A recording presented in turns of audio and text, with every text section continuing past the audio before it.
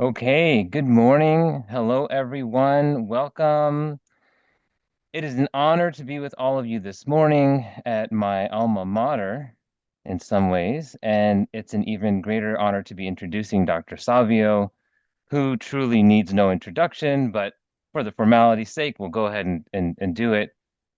So, for those of you who don't know, Dr. David Manuel Sabio, known affectionately as Savio, Uh, grew up in Georgia in a home with six siblings, and a rotating cast of extended family. As a youth, he saw soccer fields as nature and the nearby woods as wilderness until finding larger landscapes while leading outdoor trips at the University of South Carolina, as well as summer expeditions for middle and high school students in Wyoming and the Pacific Northwest.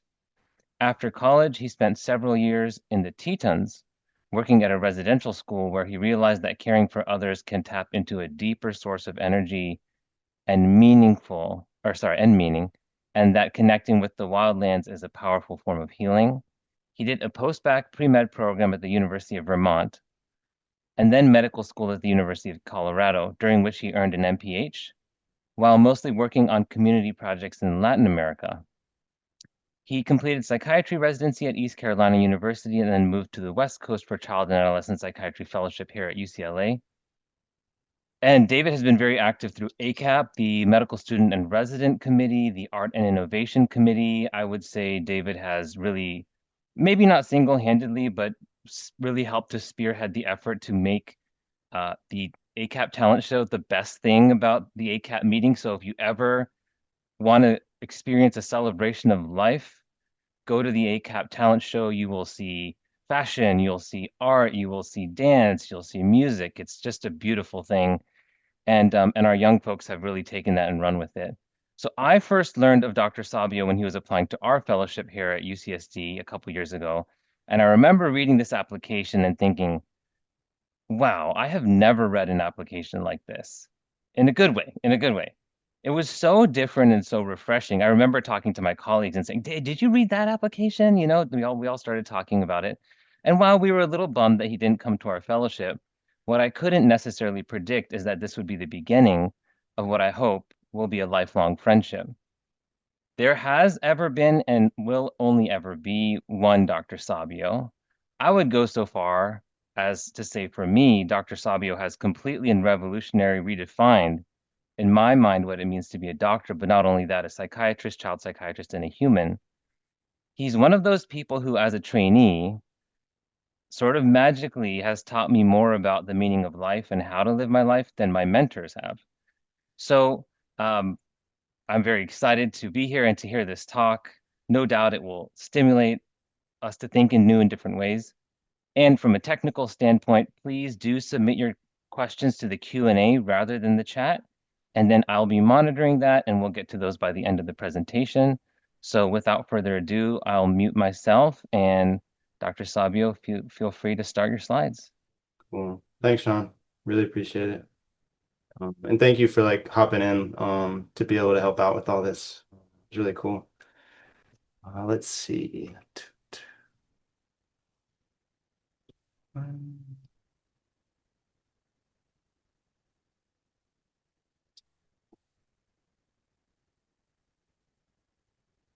Okay, I was told if nobody's saying anything, that means it's working. All right, so If you can just, oh, there we go. oh, is that it is working or it's not? It's good. It's good. Okay, cool. Okay, cool. So thank you all for being here on Zoom. I know like a lot of us like in person more than Zoom, but such is life and we're rolling with it. So yeah. Uh this talk today, it's going to be about a concept that, maybe we've all heard before, thought different things about. Today the idea is just kind of like maybe having a new view on it and seeing like how we can kind of view things in a different way. The Today it's going to be exploring masculinity as a developmental process. We're going to look at how it's rooted in biology, identity, and culture. And rather than seeing it solely as a social construct or a biological inevitability, like us more viewing it as a dynamic process. and really seeing that like it's something that can be shaped in a way that can have positive pro-social outcomes. And that's really the big aim of this whole thing. Um, so like why this matters, I mean like if the whole thing was, talking about like, hey, um, there's discrepancies and there might be like poor outcome for men's health or this and that in different ways. That to me, that wouldn't be the reason to do this. I mean, in a two-horse race, there's always going to be one that's ahead at some point. I mean, like there's going to be some statistics that like one group is more than the other. I mean, if you're looking at like like in a binary terms, which we'll touch on this in a minute, but if you're looking just in a binary terms of like males and females, then like it's not about the comparative nature of it. I think the thing that stands out to me most that really drew me to want to explore this is that um, men that are affected, it's not just them being affected. Men have negative impacts on others in um in a very high rate. I mean, if it was just simply, hey, men have higher suicide rates, 3 to 5 times higher, okay, that's one thing, but it's not just that. And if it was, it's that men have, are responsible for over 90% of homicides. I mean, like we could look and say, yeah, men are the victim of like, over 70 something percent of homicides. And the reality that like men are responsible for so much destruction and violence is a huge thing. There's a study in Sweden, like all the Scandinavian countries have so many like big population studies. There's one where they actually took out the factor of being male because being male was the biggest risk factor for repeat violence of all these different criteria they looked at: substance use, personality disorders, you know, having been a victim of abuse, all these different things. Um, and the biggest risk factor of like repeat violence was being male. So, and that's again, we're going to highlight this again at different points. That's not from a deterministic standpoint. That's just something to highlight the reality of things. Um, I do want to just highlight here too, like I think it's just really important, like being aware of like, like just like the intersectionality and like different aspects of power and privilege and how I do not want in any way, shape, or form this to be misconstrued as like poor men or anything like that. I think it's something where it's just, hey, this is something where we can all look at and see how can we go about things in a healthier way. Because the reality is that that males it is a form of privilege. Like it is from like an intersectional lens, like being a man in like in our societies is not the disadvantaged form. So yeah. Let me see. So Okay, here we go. So, acknowledgement. Just want to say this out loud up front. Like, we're going to be talking about masculinity. Masculinity is not limited to gender or sex.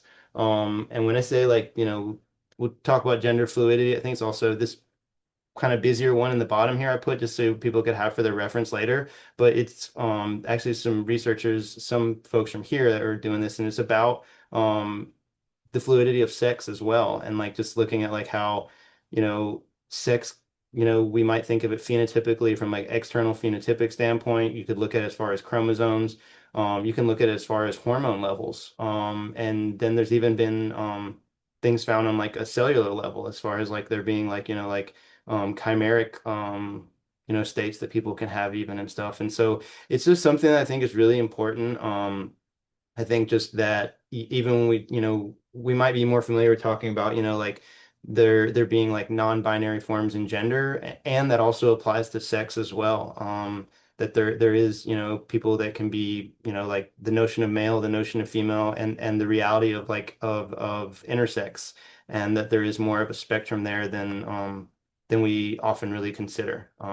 And for this talk today, we're going to be focusing on like cisgender male like assigned identified male phenotypically folks, and also acknowledging that like these concepts of masculinity are things that are like cross-sectional and impact people across different genders and sexualities as well. Let's see. So, and this is a little tongue in cheek. I know, like, if everybody was, could interact, then maybe there'd be a laugh or two, and hopefully, put in an obligatory SpongeBob meme. But so these are learning objectives. Big thing we're gonna be talking about is like there's a framework they're introducing here that just kind of is like just bringing up masculinity being both an identity domain and a developmental process. The look through, like just the different layers of things that shape masculinity, like developmental, biological, sociocultural. We look at seeing how can this framework be applied in clinical settings, and then also just looking like beyond clinical settings to a broader context. Do want to say, I know it's like again tongue in cheek, like men suck. Like I think like I think it's important to highlight that I got the other two memes there too, the other two images there, because that's not the whole story. I mean, the reality is like, I mean, like, and me and my wife will have like Animal Planet on for the dogs at home when I come home and see the Animal Planet on, and we're like, man, like the male species in a lot of animals like sucks. Like the worst thing for like polar bears is, you know, single male polar bears, same for like seals and walruses and all these different animals. And it's, um, and we'll get into that more. And the thing I want to say is that it's also important, I think, in this day and age that that there doesn't end up being a notion of like people who are men and male internalizing the notion that like it's bad to be male or men. That's that like no one chose anything, and it's just like and if somebody's part of a group that has been, I mean, like has been responsible for a lot of and continues to be responsible for a lot of atrocities in this world, like ongoing, there's a lot of bad things that go on in the world that are that are definitely more due to men. That's just the reality of it. And it's also important to just like see that it doesn't have to be that way, and that we can take steps to move beyond that. Um, so um, kind of talked about this is the framework here that we're introducing, the that masculinity is a process, and it's not just a static thing. It's not just a simple notion, and that it is also an aspect of like someone's identity. Um, there's there's some different theories that have already that have been like discussed, and like one that I found to be really interesting is and I'll have an image about it here in a little bit, but these contextual aspects of like different different ways that masculinity is shows up, and as far as like there's self-ascribed, ascribed from others, the situational aspects, the performative aspects, and the macro aspects. These are all ways that like that this bigger idea impacts an individual. Um, and again, just like kind of mentioning, like we did before, that this isn't something that's like contained by either gender, sex, and it's not just like strictly social or purely like biological, and it's not a deterministic sort of thing. It's kind of alluding to this earlier, and this is like this was definitely something that was in my head a lot before wanting to do this talk, was just looking at like that males of a lot of mammals are um there is a lot of behavior patterns. And as I looked up more and more about this, I was seeing like this is something that's been studied a lot throughout history, and there's still more that could be learned for sure. There's a framework that Geary put out, and that's really was looking a lot at understanding how evolutionary pressures shaped male physiology and behavior over time. I mean, there's some animals that have like pretty like very notable sexual dimorphism, and that's like where like the male of the species is much larger, or there's a difference um between the males and the females. With humans, it's not an extreme dimorphism compared to some other male species. As far as height goes, it's not as large as it is with some other species, though it is very noticeable when it comes to like percent muscle mass and upper body strength and these are on averages, of course, but like the differences there are 50 to 70% as far as differences in like just muscle composition and like upper body strength, grip strength, all these different things that have been measured at different points. And that's stuff that just has evolved over time. I think the the other thing too, just really noting is like, and we see it on small levels that like, like there's, you know, every organism there is going to have some sort of a drive to exist and to continue existing, and procreating seems to be, the closest thing to, you know, eternal life to some degree or something. And so there's some strong push to procreate, or else if there wasn't, then we all wouldn't be here right now. And that happens with, plants, fungi, animals, all the things. And where there's where there is intense competition to be able to procreate, that kind of selects for all these things, with there being more status competition, and all these things. Um, Want to just again highlight that this is not something that's like deterministic. It's just something that I think is really important to keep in mind as far as the background, that I think we don't necessarily consider enough. Um, these slides right here, sorry. Um, this is really highlighting as far as like what we were talking about, like with the evolutionary pressures right here. This is showing like for, I don't know if y'all can see my mouse, but this is showing for like for males, and then the red line is for females. And it's just highlighting that, and it's not this way for all species. It's this way for a lot of males, the majority of males, that like the increased number of matings increases like the fitness, the likelihood of passing on one's genes. And there's a point that plateaus for females. That just there's theories that then pushes males to then have to be more competitive, to then try to be able to procreate. I want to highlight in this other one here, this social ecological model. This is from the CDC. I think this is really interesting, that as I mentioned earlier, like that study in Sweden, like is like far and away, like being male is like the biggest risk factor for violence, all this stuff. Um, and just all the stats we have across the board, like just, over 90+% of all violent, crimes are committed by males. This this whole thing that doesn't mention men anywhere in it at all. And they're talking about violence, they're talking about risk factors for violence, all this stuff. I almost feel it just kind of struck me that to me it just seemed like, is this like not wanting to just highlight the reality? I think it's to me, I'm speaking as uh a guy, a male, a man who is cisgender, identifies as a male.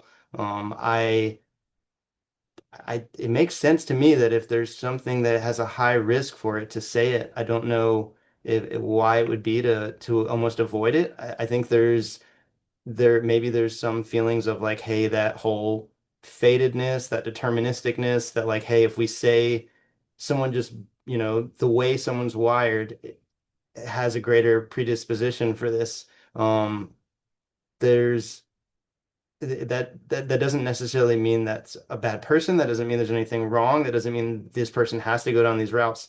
It's just being aware of it. I mean, I think we all can know, like, hey, if somebody's born with, a state that's immunocompromised, that doesn't mean anything, inherent of that person's quality.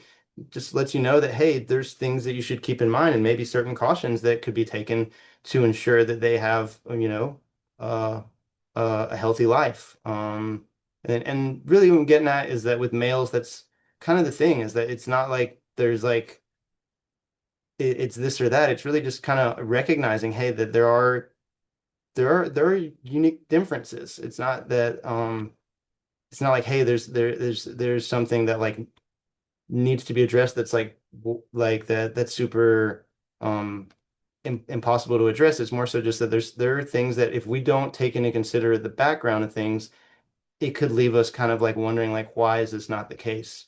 Um, Again, kind of going off the whole thing, like the ancient hardware, modern applications, it's like the biological machinery that we have right now was not selected for by our modern society. It was selected for by environments a long, long time ago with very different circumstances.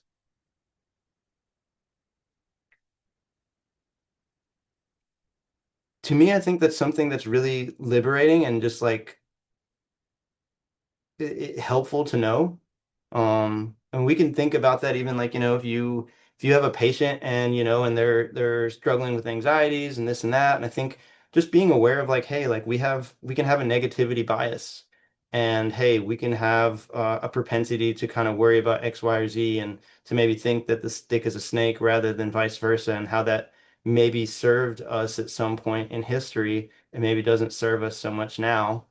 Um, Similarly, I think we can also recognize, hey, maybe there were certain things that served, you know, that served male humans throughout time that don't serve male humans and the rest of human society now. And being able to identify that and call that out or call it in is something I think really could lead towards having a more communal, cohesive, human society. And that's really a big part of the whole aim here. And I think that's where even the SpongeBob thing earlier and, kind of saying like men suck. I mean, part of the thing is that men men are wired to be more risk-taking, have more emphasis put on like, status competitions, like we talked about the the pressures for procreation are different for men than they are for women. And women, I mean, there's studies that look at like with the I get ahead of myself, but as far as like things for women, that women do tend to have greater propensities for pro-social um, you know, thoughts and feelings and behaviors. That's something that women are wired better in that. And that's something that's more in line with having a you know a caring healthful you know group, community, society, what have you. I think other thing too, just kind of stepping back, I want us to also be able to see that there's, again, looking at, hey, this isn't just a binary thing, seeing that like as all peoples, like we all grow and learn and mature and hopefully all get a little wiser every day, or tap into the wisdom that's already there. We can also see that that we're not binaries in and of ourselves, that there's qualities that might conceptualize to be masculine or qualities we might conceptualize to be feminine that are healthful and that are needed in different ways. Um, I'm gonna keep moving on because there's a lot of different things we could kind of like look at, but I think kind of just like getting back with this, I think it's with masculinity, as far as reconceptualizing things, there's a lot of notions that have been, so we have the biological stuff that's there before there was language. Like just like you have it with elk, you have it with elephants, you have it with bears, all these different mammals, animals, all these different things. You then getting into the the aspects of like human development, human interactions. This kind of just highlighting again, still like the risk taking as being a signaling that like it has been something that males can use, taking risks to be able to increase their chances of our chances of like procreating and all that. And it's something that back in the day might have served in certain ways. More modern days, it might be, you know, it could be written off as boys doing dumb stuff, hold my beer, like that, I just put that there kind of jokingly because that's almost a thing I feel like you hear about, like, like the number of people that are between 16 and 24 that die by snake bites and things like this, and how many of them are men that, might have just been like, hey, hold my beer, or like whatever. It's just interesting. I think this chart here, I just wanted to point out too, this is in the US. And I mean, it's interesting. It's promising to see the change for younger folks here. Um, that these are violent felony arrests. And there's a very noticeable drop off from 2010 to 2019. There's a lot of theories around that. And yeah, I mean, just seeing that, hey, things can change. I think that's just something that's like a big takeaway there. Um, Couple of things want to highlight here, and this kind of we're looking more like at the developmental process of masculinity as far as like as an individual during one's life, being born a baby, even you see before birth, there's already, spikes of testosterone and stuff that play into is the baby going to be born, male, female, intersex, however, different things. And then there's a huge surge in testosterone in puberty, and that's just a very dramatic change there. And I know like there's dramatic changes that go on for people who are female as well, with hormonal changes. The spikes with testosterone there, they couple different things. One is that it's almost chicken and the egg in that there's elements of biologically the testosterone levels having impacts on things that then relate to um, sensation seeking, risk taking, and then also testosterone levels relating to puberty, relating to phenotypic concepts of what is a man and what is masculine.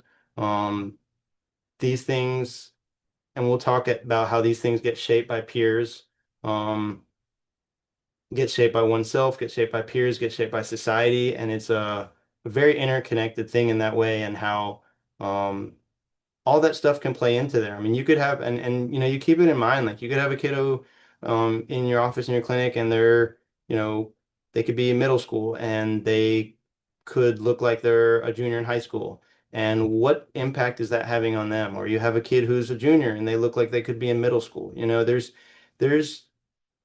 these things have different impacts on people, the way people are going to internalize things. Um, Up here, as far as these go, these are some different models over time as far as like looking at, you could essentially look at the solid bar it's more related to like your frontal cortex development, more about impulse control, executive functioning, whereas the dotted line is more related to like sensation seeking. And there's a couple different theories that have come up related to this and like how these more interact. The driven dual system being more recent one that's kind of looking at, hey, maybe there's elements of both. There's also stuff that really looks at like, hey, if you have someone who isn't, you know, sensation seeking at all, that then they're going to have limited amounts of life experiences and they're not going to have the opportunity to increase their experiences and their wisdom if they don't engage in that exploration. Um, And that's where this kind of comes in right here, where we're looking at, like with identity, as far as like if you have high exploration, high commitment, that's where the identity achievement, that's kind of, if you're going to say like the area you'd be aiming for. And if you have low exploration, then you're going to be in some of these zones here where you're going to have, identity foreclosure, where you have low commitment, low exploration, or identity diffusion. That just moved. Um, Erickson, have that down here in the bottom. I know we all know Erickson. I think the big thing that would come up that's pretty obvious to think of is like for the adolescent stage, like thinking about identity versus role confusion. Um, I do want to highlight that even before that, I mean, when you talk about industry versus inferiority, competence, all that, I mean, that can relate to just like, boys, competence at being a boy, like being a man? Like are they, like the notion of like man up and are they being like a real boy? Are they really, is it like trying to not, hey, can I be good at this activity? Can I be good at this thing? Can I be good at this thing that I'm told that I am? And am I doing it right? So there's things that can really be starting at much younger ages, even if some of these things might get more intense in adolescence and puberty. There's definitely starting well before that, and even earlier on, like in the younger child age, with like looking at like the initiative and guilt, and like if the feelings of guilt come up around like, is this if it's if the kid's going about things in the right way, if the kid's doing, all those things can come up there. Um, this in the bottom right, I know that's weird talking. It's y'all's right. I know we mentioned it earlier as far as this whole framework um of masculinity and like from different orientations. Um, to me, this just really highlights how it is something that is so iterative and is having so many feedbacks in so many different ways that it's something that like like a boy can have their own self-ascribed masculinities, ones from others, situational ones, performative ones, just the overall context. So all this stuff. It's just really, to me, just this highlights a lot how it's something that's complex. It's something that's like evolving. It's something that isn't static. It's something that there's a lot of points of potential intervention, and it's something um, that there are clearly inroads to be able to influence. Um, This kind of like just getting at like how we talked about adolescence is like a really key phase there, and the identity is a big difficulty there. Pluralistic ignorance.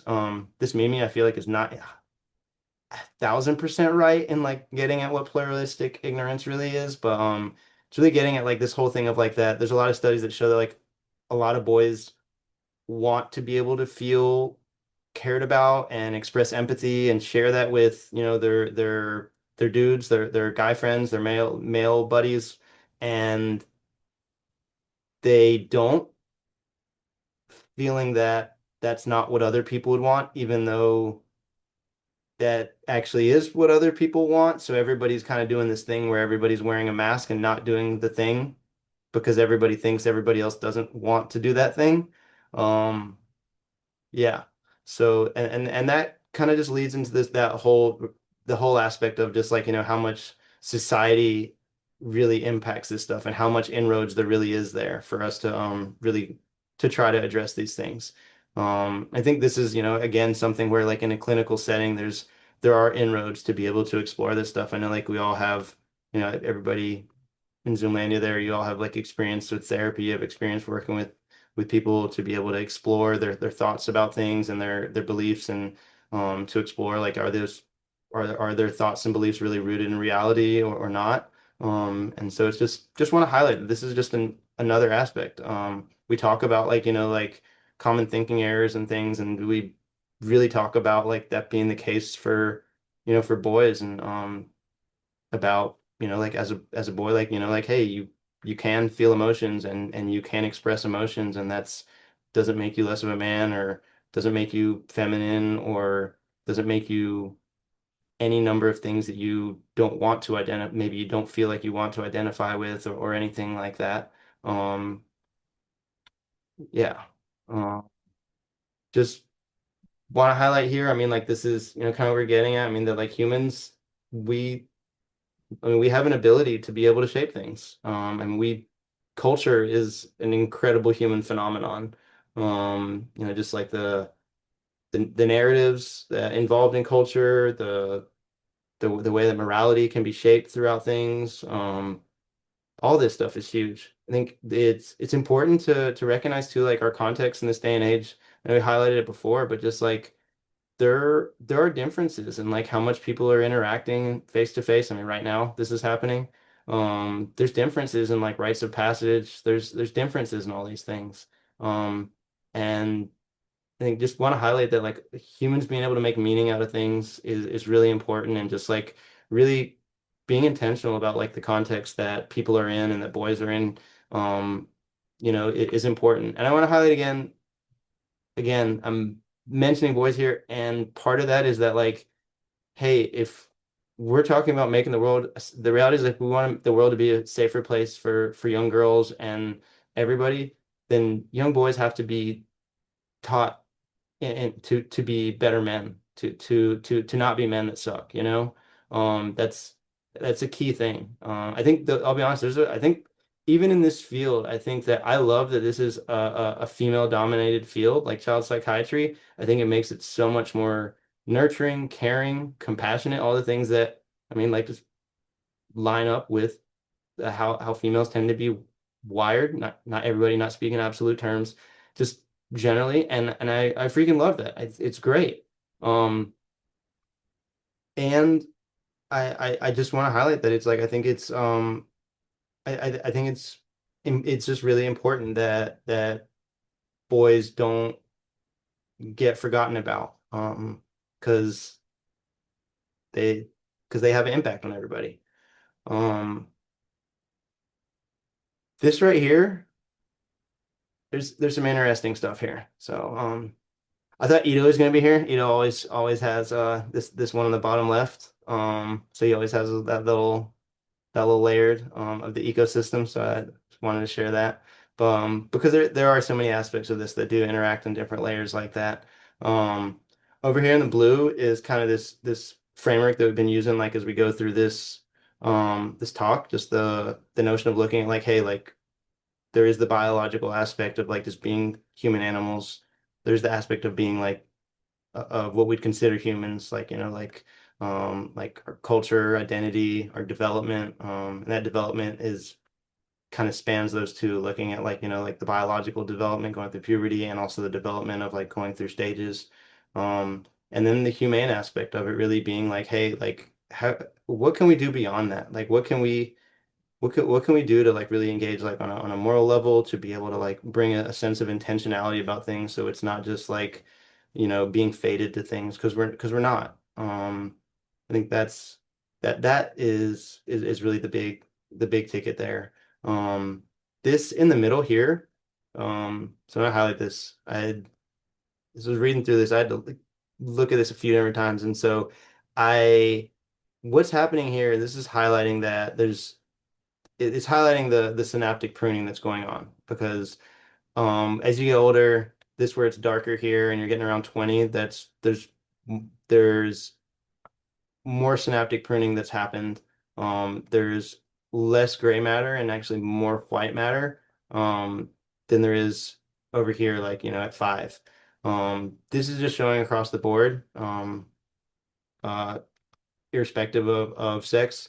Um, it is also it is just a nice image, so I want to use that. But it is delayed for males. Like it's just highlighting that like even though we might consider and think about like, hey, like impulsivity, levels of like executive functioning, stuff like that for teens, it's even more so for males, and just kind of keeping that in mind. Um,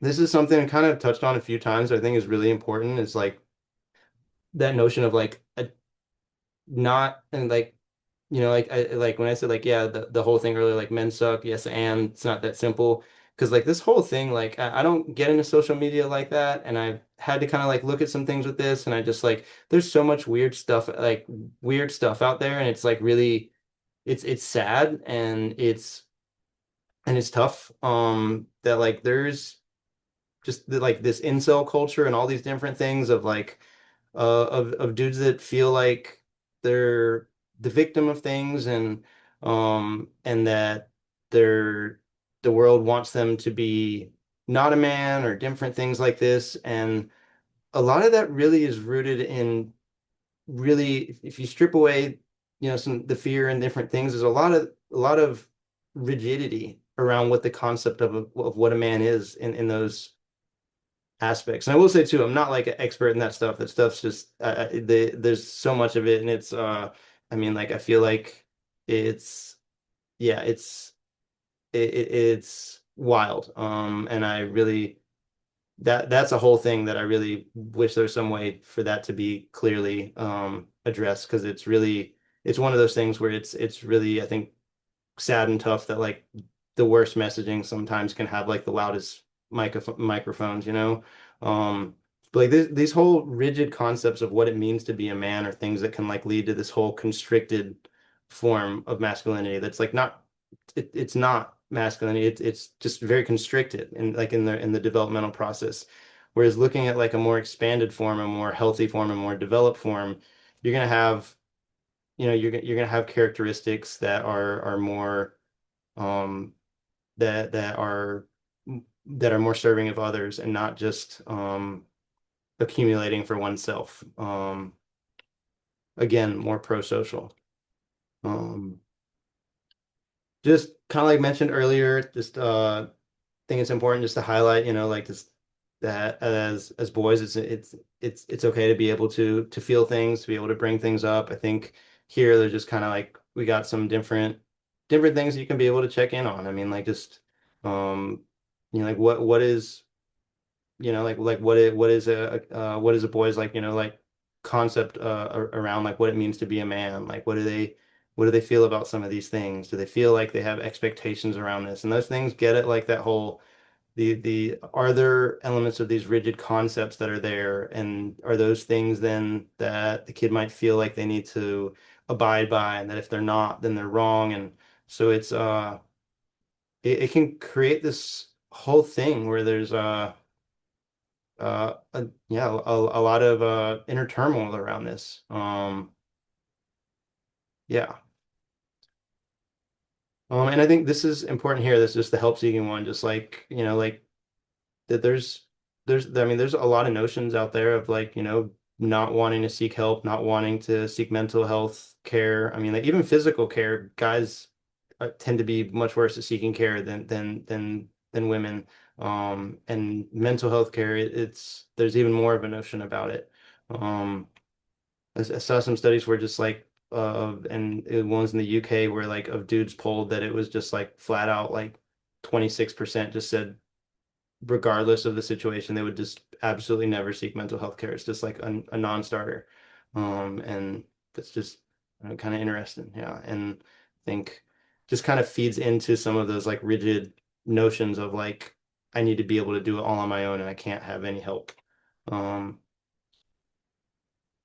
as far as this goes, like looking across the lifespan and like different developmental stages, like, like you're not gonna approach some of these same things that with patients at different ages. Really, like the school age getting in towards middle school, you're gonna see more with like, like peers kind of playing more of a key role and like really looking at that.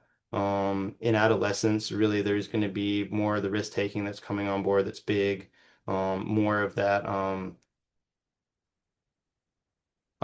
just more of the discrepancy and like just like the peer expectation gap that comes up, and those are really things you'd want to look for there.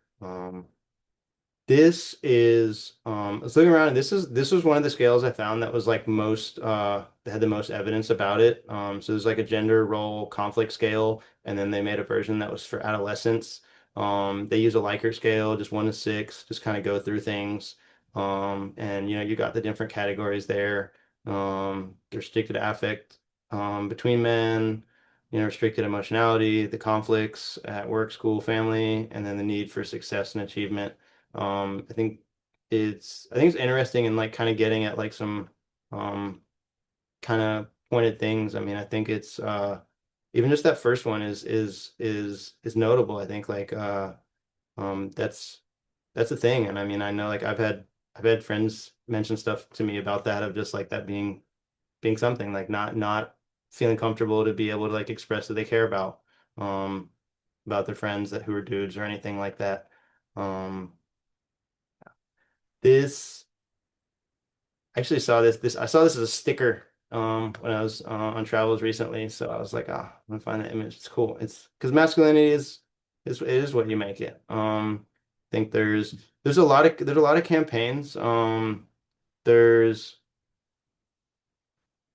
coaching boys into men is there's a program and a group that they really use sports as like a platform to try to help boys with their self-esteem, to be able to be more aware of their emotions, and really having a clear angle of boys not propagating violence to others and specifically towards women.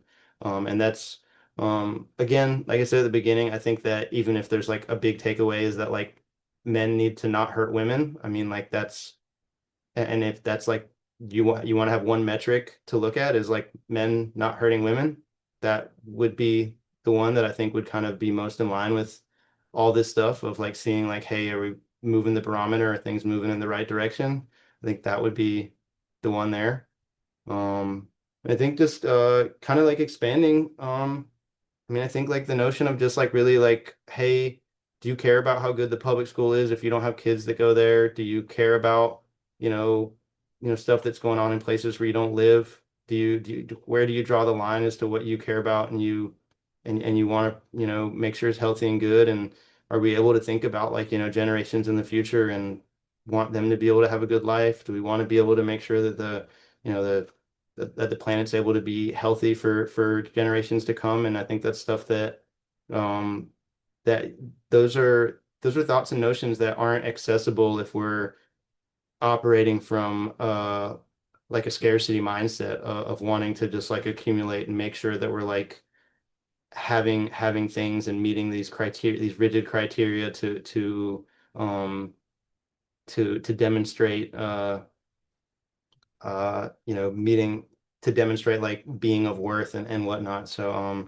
again, I think that just the whole thing of being freed from some of those rigid concepts is really would allow male humans to evolve from being stuck within those rigid boxes and behaving in in such ways that are detrimental to ourselves and to the rest of the population, and allow men to stop sucking, and to be better humans, for men to be better humans. Um, yeah, and really these are the key takeaways that like masculinity is not like, hey, are you masculine or you're not? Are you feminine or not? It's it's just a developmental process, and like yeah, there's the identity domain and it's a developmental process. There's both. And then really like we talked about like we have it all. We are animals, we're humans in culture, and we also can be looking at how we grow beyond that. And I again just want to highlight that this is not fated, it's not deterministic, it's very much optimistic and viewing like, hey, like we can be intentional, we can support boys like navigating this whole process of masculinity to become better human beings and be more pro-social humans. And I think we see that that needs to happen for the world to be better. I mean, like there is um, the amount of wars, assaults, all the atrocities to humans, like males outweigh females in like all those categories by a lot. Like to say a lot is a huge understatement. So I mean, to me, I think it's a clear target to try to help men be better humans, and try to help boys grow into better men. Um, so yeah. Um, so thank you. All right. I'm sure if we were in a room together, we would have a round of applause that was audible and loud and standing ovation, but here we virtually do that. But you've got a couple questions. I also have about 8 to 10, so we'll spare everyone all of those questions, but I think we want to start with the audience. So Diana Luxemburg is asking a few different things. The first um, question is reads, given that modern life is so free of real danger, and yet many obsess on virtual games that highlight risk, shouldn't we be putting teens in situations that allow healthy risk taking to occur? And for women too, to understand real risk versus perceived risk, like sports and stuff. And I think this is actually before you put the slide up about whether or not risk taking is good for exploration. So it's Mhm. almost like Diana was like thinking about that slide to come. But I Yeah. don't know if you wanted to.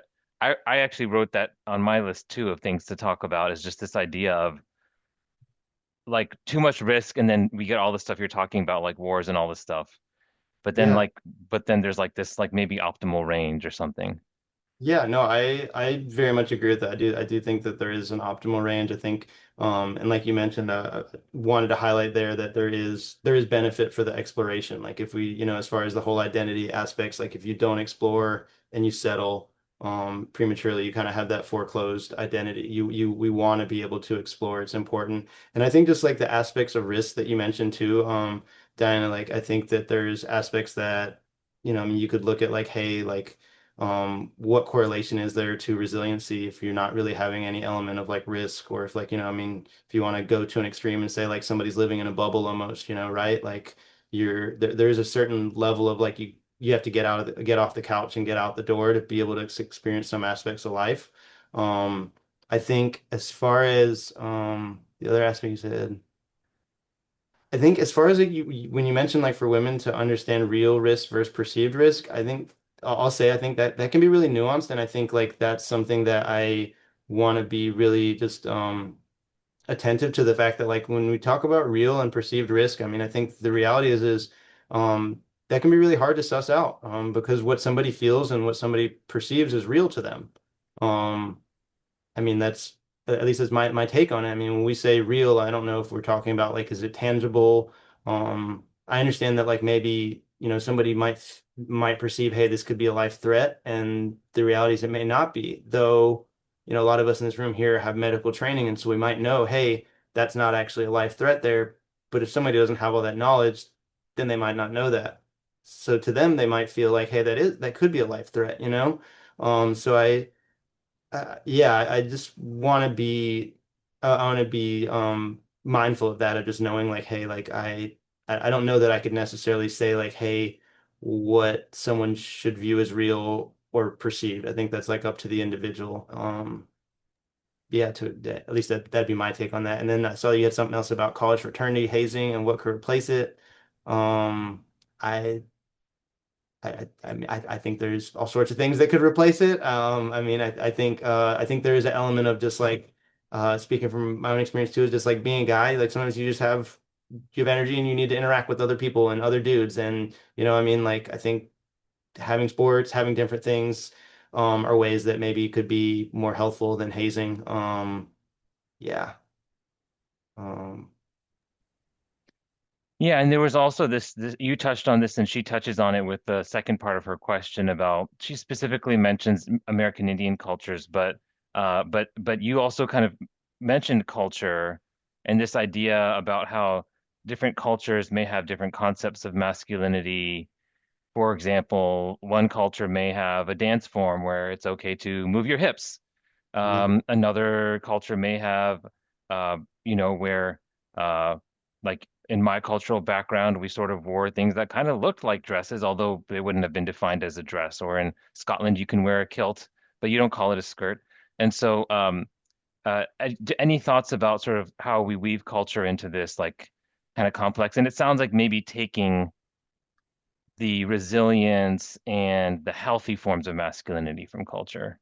Yeah. No, I appreciate that. I think yeah, I mean, I think that's like a key thing, like the healthy aspects of culture. I mean, I say like, I mean, I'm Latino, and I think like one thing to me that like there's a lot of aspects of the culture of like just being like, like interacting with people, being open with people, like just like a lot of the expression is I really like, and like machismo is like absolute crap, and it's like just like to me one of like the most terrible things. Yeah, it's awful. I mean, and it's something that I think that's like it's worse than the bones, it's worse than like just something that needs to be picked out. It's something that I think is like can infest other aspects, and needs to be kind of pulled out of there. As far as like looking at what aspects of culture like to kind of highlight, I really think that's like stuff that is stuff that is going to like bring people together and not put people down. So, I mean, stuff that first off the bat is going to not be harmful to people. I mean, like I think that that would be something that would be important. um I think I think really like just some of the notions of like the rigidities on things can really have an impact. I know like um like there's notions like I mean I remember hearing like years ago about like okay, so like Tupac was a rapper, and before that he acted and made poems, and like is it cool for a dude to write poems and and be in theater, and then like but if you make money and you're successful, you're automatically cool.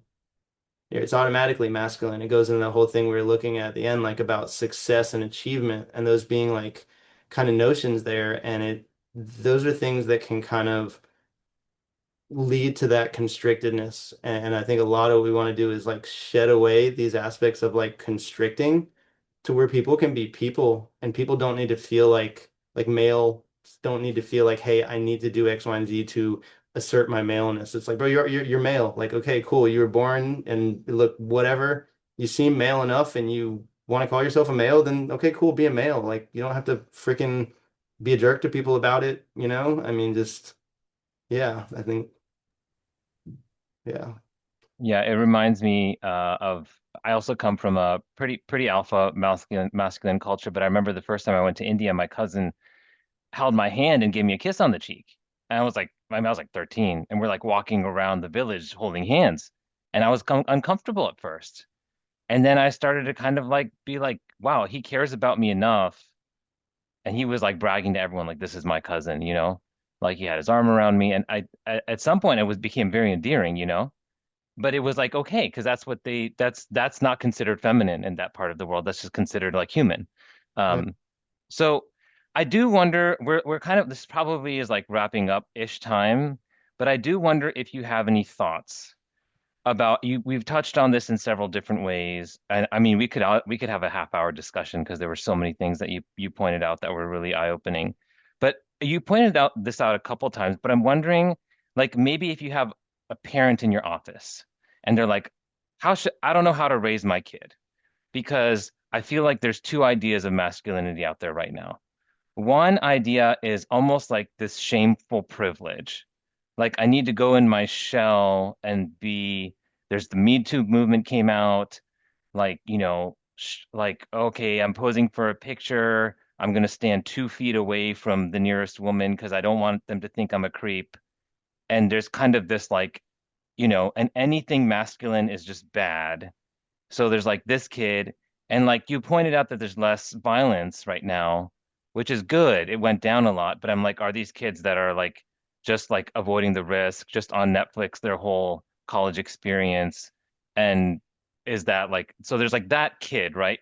Who's raised in a quote unquote, I don't know if woke is the right word, but like uh, a home where they're trying to figure out healthy masculinity, but they don't know what to do with it. And then there's this other, right, like concept of like, no, my reaction to Me Too is I'm doubling down. Let's go double bro. Let's listen to all the male podcasts. Let's go incel. I'm so intimidated by this idea that there could be anything wrong with masculinity that I'm going to say, no, it's your problem. It's not my problem. And I'm going to put it in your face.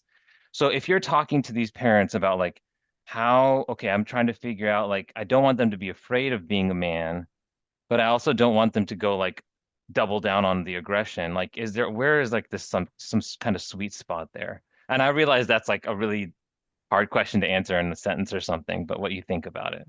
Yeah, no, I mean, I really appreciate that. So, I mean, you're asking me that about your son there. I would say I'd be like, hey, so as you're describing that, I mean, like, it sounds almost like you wouldn't want him to fall completely in either one of those camps. Is that right? Yes. Okay, so I mean, Well, and also it's like what does he want to, but like yeah, but I mean, like, yeah, I mean, I think to me that's where I would probably look at it is like, hey, if there's already like that level of like ambivalence or that looking at like, hey, this doesn't seem all good. This doesn't seem all good. Like there's aspects about both these things they're not wanting, then like you're already highlighting it. Yeah, there's not just those two options. There's there's no boxes. hmm. As soon as you recognize it, there's no walls, there's just doors and you can be. I think that there's yeah, I think that I think to me that gets back to the whole thing of the rigidity and I think that there I don't mean to get too tangential, but I think that there's a lot that can be learned from the bravery of trans folks. And I think that really relates to the bravery to stand in one's own identity and like one's own truth. Um, that is something that is huge. And I think that there's a lot of lessons that a lot of people um, can learn from that. And I'd say as a cis male, like that's something that I know like can learn a lot from and I think it's huge. Yeah, they're definitely bearing the brunt of shattering a lot of these centuries old paradigms that needed to be shifted, and they're really the front of that spear. Any other questions? Because I know people probably have to go to their clinics and whatnot. Any other thoughts from our distinguished speaker today in terms of Dr. Sabio? Anything else that you want to share? Um, just thank you guys for the time. Okay. Yeah, and thank you, Sean, for joining. Really is Uh, an honor. So thank you. Yeah, I'm going to volunteer Dr. Sabio. Feel free to email him if you have any questions. And a little plug, there was an ACAP submission on this topic. Don't know if it's accepted or not yet, but if you happen to attend ACAP, please attend Dr. Sabio's thought-provoking session on masculinity. Have a wonderful day. Thank you for inviting me, and I guess we'll be in touch. Take care. Bye.